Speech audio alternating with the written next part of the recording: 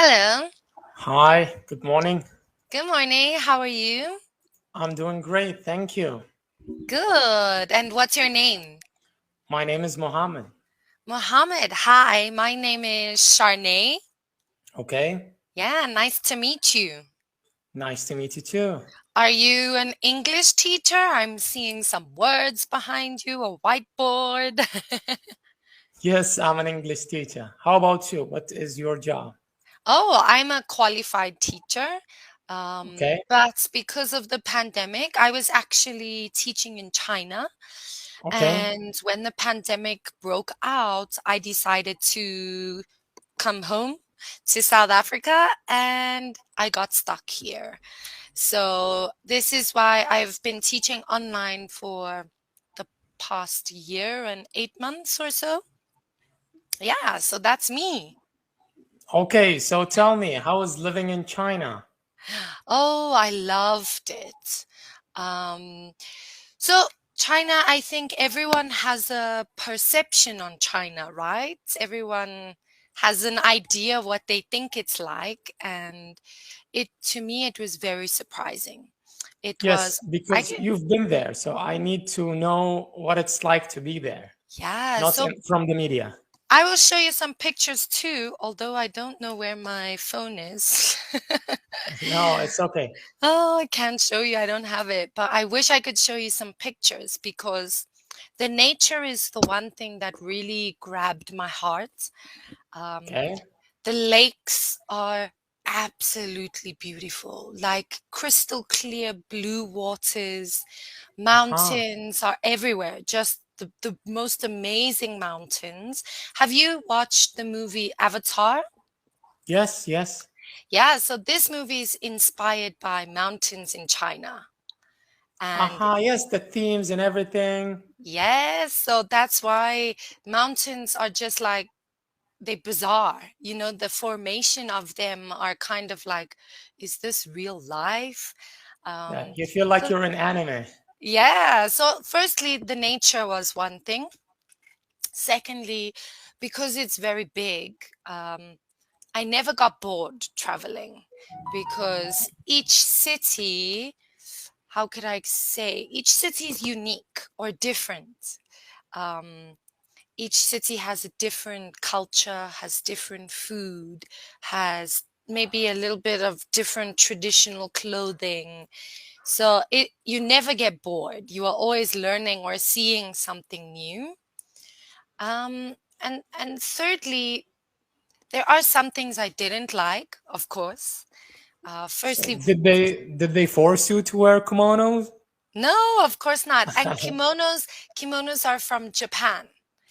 Yes, I mixed Huh? between those two Asian Yeah, it's countries. okay. Yeah, I think it's very easy for us to mix all the Asian cultures together. It's so easy to do that.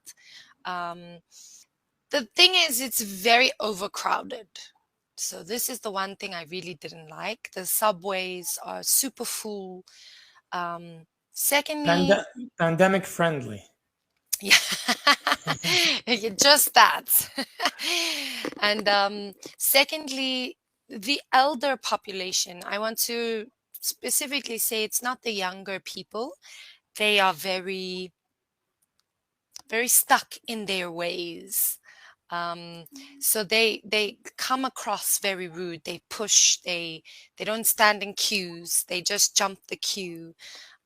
There's a lot of spitting. So yeah, just like anywhere, Okay. they just spit on the floor, and that's something that we don't like.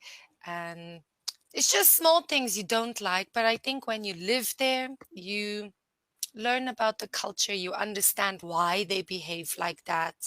Yeah, I loved it. I want to go back. To China. So tell me, we have this preconceived notion that Chinese street food or food is, like the cuisine, the Chinese cuisine is full of rats and mice. And is this true? Right. So it's not untrue. Why? It's not untrue, but it depends how rural the city you are in, to be honest. My argument always is what animals do you eat? Are you vegetarian? Hell no. Right, Come on.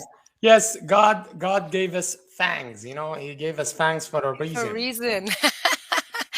Oh, that's the first time I've heard that one. No, I have a bachelor degree in like medical investigation, and I've studied biology.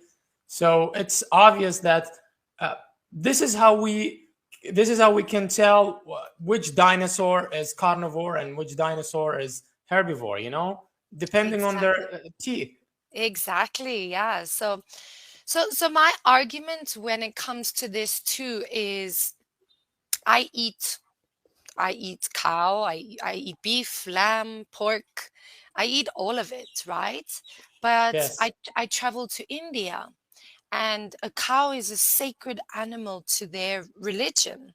So the cows huge. are walking freely on the streets. There are cows everywhere. It's really Yes. strange. So tell me, I'm sorry to interrupt you. What is the most exotic meal you've had in China?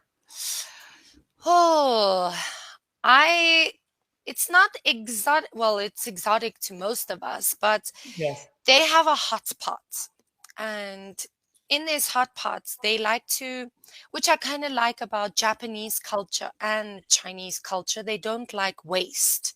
So they believe if you're going to eat an animal, you should eat all of it, not just this piece of meat that you like.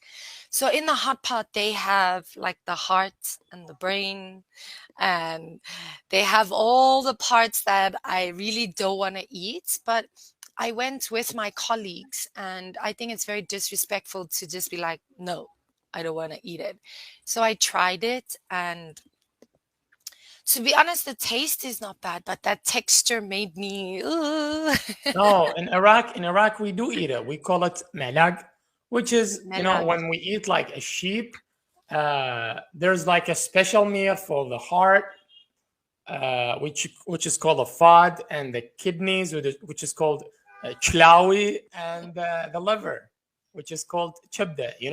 So it's really delicious while grilling. You should try. You should try to grill a sheep liver. It's really delicious. Oh, I do like liver. That's something that I do eat. But yeah, I think the heart and brain was just, I think the idea of it also just makes you kind of tense Yes, I'm up. gonna eat your heart out.